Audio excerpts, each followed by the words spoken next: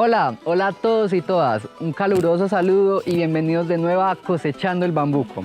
En este bello día retomaremos nuestro viaje hacia el interior de las mentes y los corazones de las personas que habitaron Colombia hace un siglo exactamente, en el siglo XX, entre los años 1900 y 2000.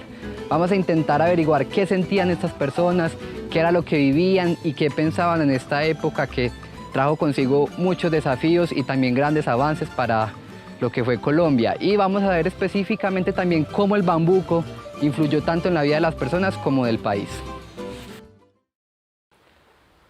Retomaremos nuestro viaje en 1886, justo en el momento en el que nace la primera constitución de nuestro país y cuando adquiere el nombre oficial de República de Colombia. Entonces fue un momento muy importante porque se juntaron tanto intelectuales como políticos y personas adineradas para guiar al país hacia sus nuevos ideales y hacia un futuro prometedor, ¿cierto? A partir de ese momento empieza la real identidad colombiana, una búsqueda constante de símbolos que nos van a definir como pueblo y como nación. Con la Constitución de 1886 empieza un camino difícil para Colombia. La clásica rivalidad entre liberales y conservadores, o rojos y azules, alcanzó su punto más cruel y violento con la Guerra de los Mil Días, el conflicto bélico más devastador de la historia colombiana, el cual dejó terribles consecuencias para el país, entre ellas una infraestructura devastada, una economía deficiente y miles de vidas perdidas, además de una memoria herida y la moral destruida. Pero esta época oscura también fue un motivo para levantar la cabeza y buscar mejores oportunidades para las generaciones futuras que no deberían sentir los estragos terribles de la guerra. Esta fue una época muy violenta.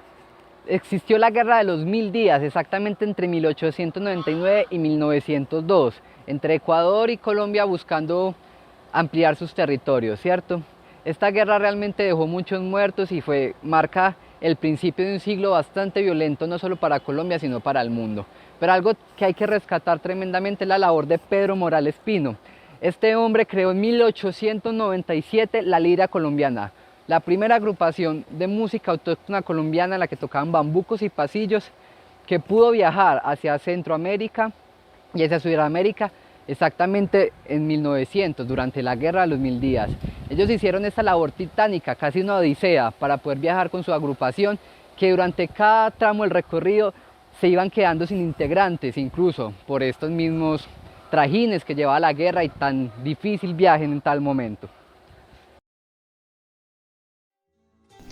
A pesar de estar en un contexto de guerra, la lira colombiana de Pedro Morales Pino fue un ejemplo de cómo la música y el arte se desarrollaban en ese momento, buscando abarcar un público cada vez más amplio, haciendo una labor pedagógica que acercaba la música a las clases más populares, buscando que reconocieran la riqueza musical colombiana como algo propio que pudiera unirlos y representarlos ante el mundo, y asimismo llegando a la academia para que le prestara más atención a estas músicas autóctonas, ya que no eran contempladas en sus planes de estudio.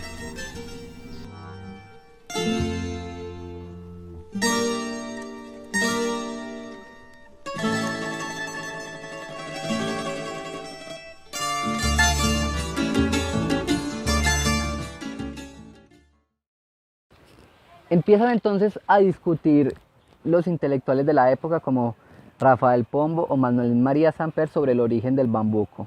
Gracias a la novela de María de Jorge Isaacs se le da al bambuco un origen africano o de raza negra, y esto es inaceptable para la nueva sociedad colombiana que es estilizada a las típicas ciudades europeas, aburguesadas con ciudadanos blancos en sus altos poderes.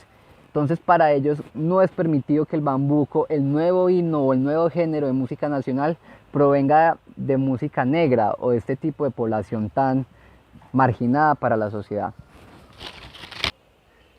A finales del siglo XIX entonces, en la ciudad bogotana, en la ciudad capitalina, estaba surgiendo una fuerte necesidad de cultura. Entonces nace el Conservatorio Nacional de Música con los esfuerzos de Henry Price, un hombre inglés, en 1882. Este conservatorio se rige bajo los estilos europeos, bajo el típico conservatorio europeo, por lo cual en sus primeros años de existencia era inaceptable el estudio de las músicas regionales como era el bambuco y el pasillo, porque eran músicas poco avanzadas, poco refinadas o poco estudiadas para la sociedad colombiana, y el objetivo del conservatorio era formar músicos hechos y profesionales para las sociedades europeas, ¿cierto? Que era el estándar más alto que se tenía en ese momento. Entonces aquí vemos como el bambuco, a la vez que es rechazado por el conservatorio y por las clases altas, por ser música proveniente de abajo, de lo popular, de los negros y de los indígenas, a la vez va tomando mucha fuerza entre toda la población y cada vez es más gente la que lo escucha y cada vez más gente la que se siente identificada con este ritmo. El Conservatorio Nacional de Música es entonces uno de los referentes más importantes que tenemos dentro de la historia de la música colombiana, porque justamente en esta época era la única institución formalizada en dar educación musical y artística. Entonces a ella se acercaron gran cantidad de compositores muy importantes para la región de distintas partes del país para estudiar en esta escuela y formarse como profesionales. Entre ellos tenemos al más importante, al señor Pedro Morales Pino, nacido en Cartago, Valle del Cauca, en 1863. Él entró a la Academia Nacional de Música y gracias a los conocimientos que adquirió en ella fue que pudo establecer la escritura precisa del bambuco, del pasillo y de muchos otros géneros. También ayudó a la construcción de la bandola andina colombiana, a agregarle su sexto orden y pues a divulgar. Fue un tremendo y un gran divulgador de la música colombiana, no solo en el país, sino en el exterior. Nunca está de más recalcar la labor tan tremenda que hizo Pedro Morales Pino. De verdad que no hay persona que haya divulgado ni trabajado tanto en la música andina colombiana como lo hizo él. Hay que recalcar que en su casa en Bogotá, durante la estadía en el Conservatorio Nacional, se reunían en su casa a tertuliar personas como Luis Antonio Calvo, Carlos el Ciego Escamilla, Fulgencio García, Emilio Murillo Chapul, Alejandro Wills, etc. Una cantidad de compositores supremamente importantes para la historia colombiana.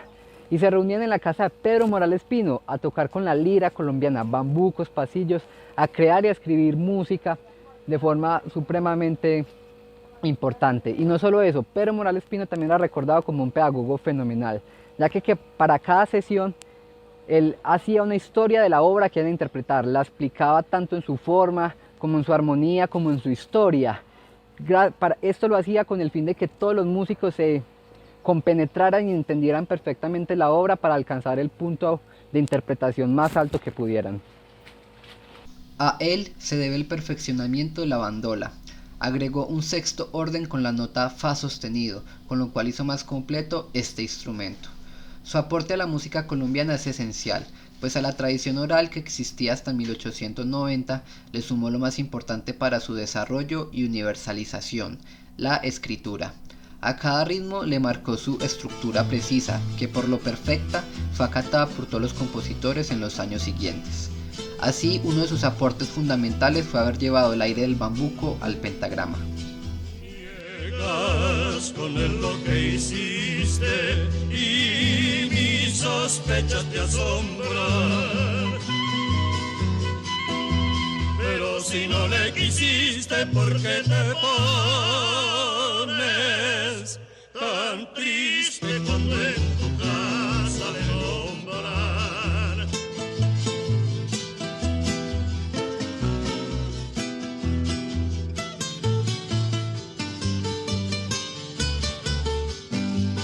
Dices que son cosas mías y que me estoy engañando, mas porque le sonreías cuando él te estaba mirando.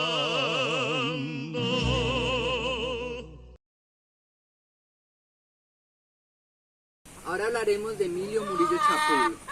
Oriundo de Bogotá, nació en 1880, otro de los compositores más apasionados y fervientes de la música nacional colombiana. Él junto a sus compañeros defendió la música colombiana de la academia en ese momento, que consideraba a esta música un artificio, algo burdo y popular de poca clase, lo cual él junto a Pedro Morales Pino y sus compañeros defendieron fervientemente, afirmando que la música nacional colombiana era la riqueza más grande que tenía el país. Él afirmaba que para escribir un bambuco solo se necesitaba una cosa, ser colombiano, nada más. Él junto a sus compañeros también creó una serie de canciones que permanecen dentro de la mente de las generaciones colombianas como lo más tradicional y emblemático que tenemos, que son canciones con temáticas como el amor puro, escapista, romántico, un rancho pobre pero limpio, todo perfectamente equilibrado con la naturaleza y bajo la ley divina, bajo todos los designios de la ley divina. Estas temáticas son fundamentales para la estética y la imagen del bambuco colombiano. El tabloide del 28 de abril de 1928 del periódico Mundo al Día se dedicó a Emilio Murillo. La portada fue una caricatura del compositor y la obra musical ofrecida fue el bambuco cantado El Trapiche. Una entrevista hecha al compositor extrae palabras de alto contenido emotivo, cuando asegura que para ser un bambuco no se requiere sino una condición, ser colombiano, nada más. Todo colombiano canta aunque sea interiormente, no están escritas sus canciones ni fueron aprendidas de nadie, nacen del propio corazón, de las fibras más hondas del alma, de la masa misma de la sangre.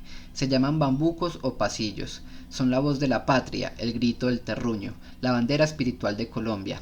Le hablo naturalmente de los diamantes en bruto, vendrá después el técnico musical y dará forma artística a estos temas tan espontáneos como sencillos y hermosos. La música popular de este país es una riqueza mucho más grande, sin duda, que sus petróleos y sus esmeraldas.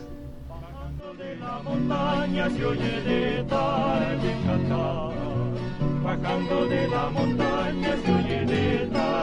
un cantar. Boquita dulce de caña, quien te pudiera besar. Boquita dulce de caña, quien te pudiera besar. Quien te pudiera besar.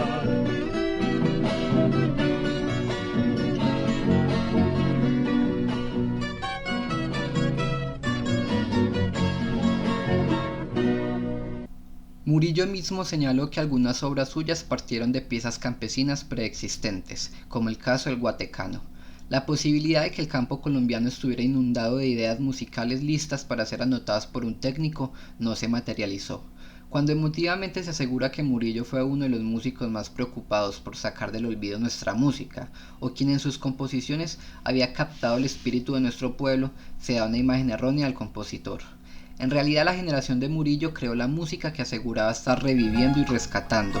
Lo hizo con tal convicción y éxito que sus obras musicales definieron, por lo menos hasta el fin del siglo XX, la anhelada tradición musical colombiana. Ranchito hermoso que fuiste el hogar de la que adoro, divina mujer, de bucles de oro, de cuerpo gentil y virgen diosa. Hilito de agua de ruido sutil y suave canto que esconde su amor bajo las ondas de fresco verdor y dulce sombra. Eres mi sueño de amor, Hermosa, fresca y sutil, sin tu cariño no sé. ¿cómo podré yo vivir? Eres mi sueño de amor, Hermosa, fresca y sutil, sin tu cariño no sé. ¿Cómo podré vivir?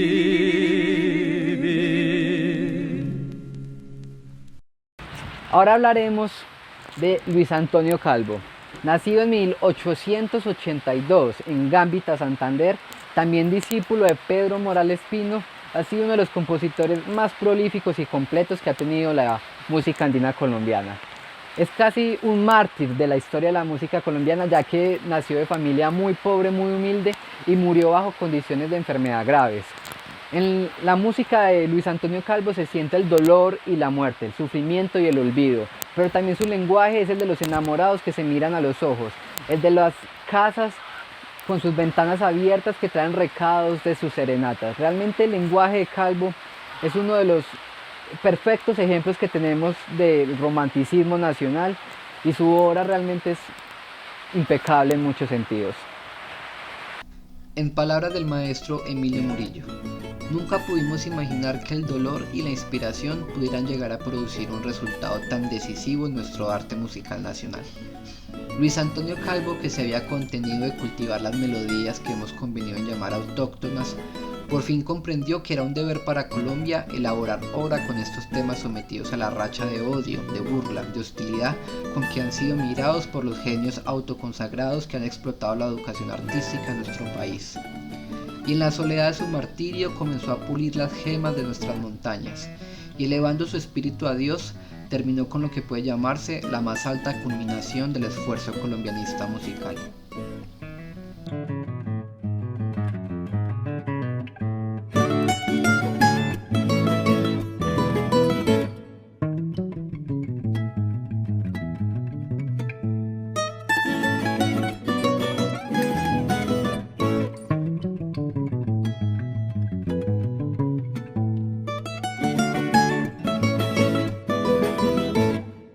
Carlos el Ciego Escamilla, Jerónimo Velasco, Alejandro Wills, Fulgencio García, Emilio Sierra Vaquero.